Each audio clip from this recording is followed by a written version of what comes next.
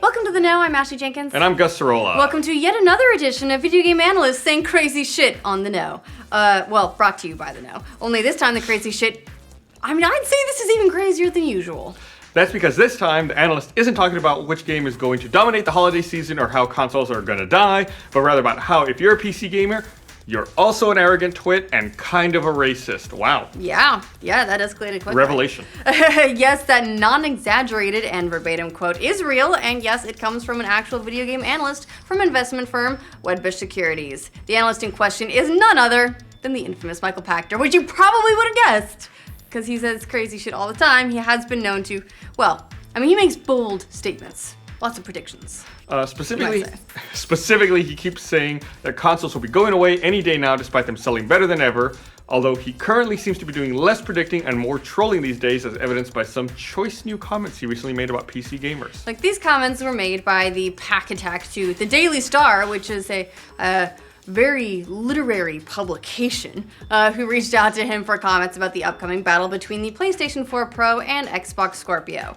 On the subject of whether or not the PS4 Pro could convert PC gamers, Pachter gave a fairly definitive no, stating, "I think PC gamers are like racists. They only like their own kind, and they have no interest in venturing out and mixing with other races." Damn, got the old pack attack. The super in-depth analysis of everything wrong with PC gamers continued when Pachter went on to say, PC gamers are arrogant twits who are convinced that what they do is better than what anybody else can possibly do. He subscribes to the PC Master Race subreddit, obviously. Guess so. You know what else racists do? They make blanket statements based on stereotypes. The rest of the interview continued on as normal with the Daily Star, probably totally tuned out because Pachter gave them their headline almost as soon as he opened his mouth. The analyst elaborated a little more about who is actually in the market for PlayStation 4 Pro, singling out gamers who already have an Xbox One or don't have a console at all. Either way, he said it's clear PS4 Pro has the edge on Scorpio for the foreseeable future, which makes sense because you can buy a PS4 Pro now, and you cannot buy a Scorpio. In-depth analysis. Wow, your here. predictions are on point. For the foreseeable future, eh? As long as you only can see a year away. Yeah. So he's a year sighted. Oh, come on, that was good. Okay, so that's all well and good, but let's get back to the whole racist, arrogant twit comment, because that's a very different kind of bananas than we're used to from Pachter, who's already contributed more than his fair share of wacky commentary to the video game industry for the last decade. In the past, he predicted the Wii sales wouldn't hold a candle to Xbox 360 and PS3 sales, which of course was way off. He also predicted Assassin's Creed 2 would take place during the French Revolution, that PS3 and Xbox 360 would be the last consoles ever, see a theme here, postulated that Kinect would release for $50, it released for $150, and the list goes on. It is hard to predict the future. It's very hard. Yeah. Unless the future is already here. The new chatter about whether or not PC gamers will be tempted by the teraflops of another gaming mistress follows some recent comments from Sony Interactive Entertainment boss Andrew House.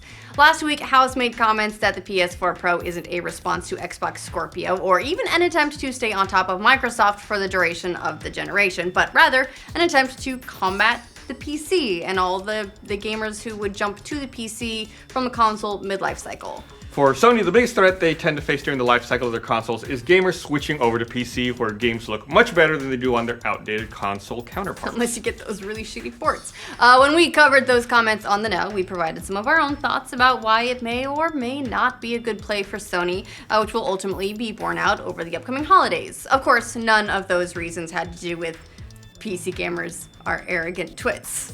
But hey, let's break down the reasoning, just for fun. We're here, we may as well. Let's treat it seriously. Of course, it's true that there are going to be elitist PC gamers who just aren't all that interested in the PS4 Pro because it's not anywhere near what's possible on the machines they've already dropped a lot of money on, but outright dismissing all people who play games on PC as being in that camp is ignoring some basic facts about the crossover between console and PC gamers. Yeah, no one knows how big that crossover actually is, 100%. More and more data points are the fact that gamers in general are playing on more devices than ever. The Electronic Software Association's huge study of the demographics of gamers for all of 2015 showed that there are 1.8 billion total gamers in the world, with 1.2 billion of them playing on PC. However, those PC gamers aren't all necessarily exclusively master racers, because the study indicated that while 62% of gamers play on PC, 56% of gamers play on console. That's more than 100%, Gus. Correct. Good math, good quick math there. Obviously, that doesn't tell us just how big the number is at play across both devices, but it does indicate the sample size of both is probably significant. Yeah. And I'm guilty of that. I play on both. I play on both. I'm poly machinist, Yes. poly gamers, poly Me too. platformist, whatever you want to call it. I like them all. A Nielsen study of gamers in 2014 found something similar in terms of the growing number of multi-platform gamers. According to their findings, as much as 50% of players crossed over to other devices. They wrote, "This multi-platform trend suggests that the introduction of new platforms isn't cannibalizing gaming time. Rather, it's strengthening gamer engagement." To be fair, most of that study was about gamers bouncing from PC to mobile or console to mobile rather than PC to console, but considering the overall growth gaming has seen in the last few years, it's something that's happening across the industry. Gamers are playing their games in more places. And we got stuff like Play Anywhere, and we got cross-play. There's all the more reason to do that. So the stereotypical console fanboy or PC elitists are becoming potentially more myths than reality. Again, there will always be some of those from both camps, but it doesn't seem to be true across the huge player base of PC gamers in their entirety. I mean, look, even Ryan plays games on console sometimes. I have seen it happen.